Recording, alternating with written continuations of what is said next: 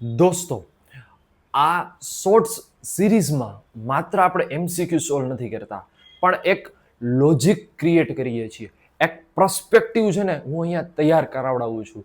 બધા જ એમસીક્યુમાં એક એવી એક શોર્ટ ફોર્મ્યુલા આપું છું, જેથી કરીને એ એમસીક્યુ એક શોર્ટકટ મેથડથી પણ થઈ શકે.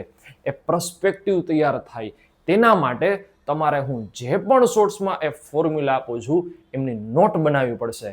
એના જેવા વધારે એમસીક્યુ સોલ્વ કરવા પડશે. આ આપણો હેતુ છે.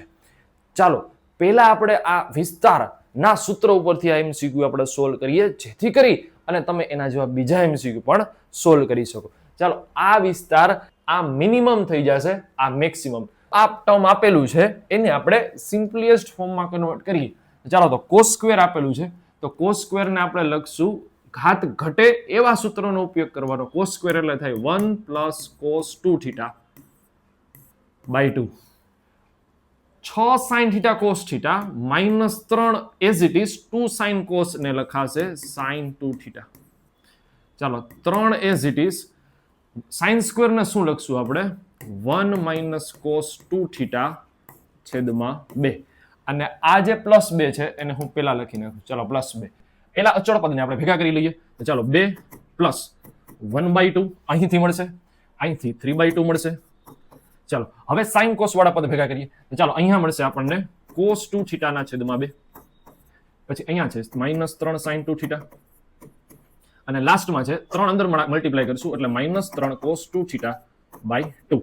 ચાલો, આ થશે 4 ના છેદમાં 2 એટલે 2 ને 2 થશે 4 પ્લસ આ 2 ની બાદ બાકી કરશું તો 1 -3 એટલે કે -2 ના છેદમાં 2 એટલે કે -1. તો ચાલો, આ તમને મળશે -cos 2θ અને -3 sin 2θ.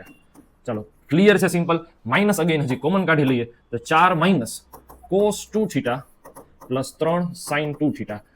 આ વિસ્તારની ફોર્મ્યુલા ત્યારે જ યુઝ થશે જ્યારે બંને થીટા સમાન હોવા જોઈએ. પછી 2θ હોય, 3θ હોય કે કોઈ પણ હોય, પણ સમાન હોવા જોઈએ. અહીંયા સમાન છે, અહીં સહગુણક 1 છે, અહીં સહગુણક 3 છે. ચલો, સિમ્પલ છે. તો આનો વિસ્તાર શું થશે? પેલા આટલાનો વિસ્તાર, તો આ 3 નો વર્ગ 9, 1 નો વર્ગ 1 એટલે કે 10, √10 જેવું થાય. બરાબર. તો 4 માંથી મેક્સિમમ આપણે કેટલું બાદ કરી શકશું? તો આનો વિસ્તાર છે √10, તો 4 - √10.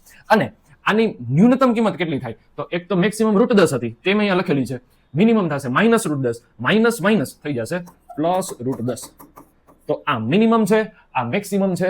આપણે લિસ્ટ ફાઇન્ડ કરવાની છે, એટલે કે 4 - √10 સી આન્સર.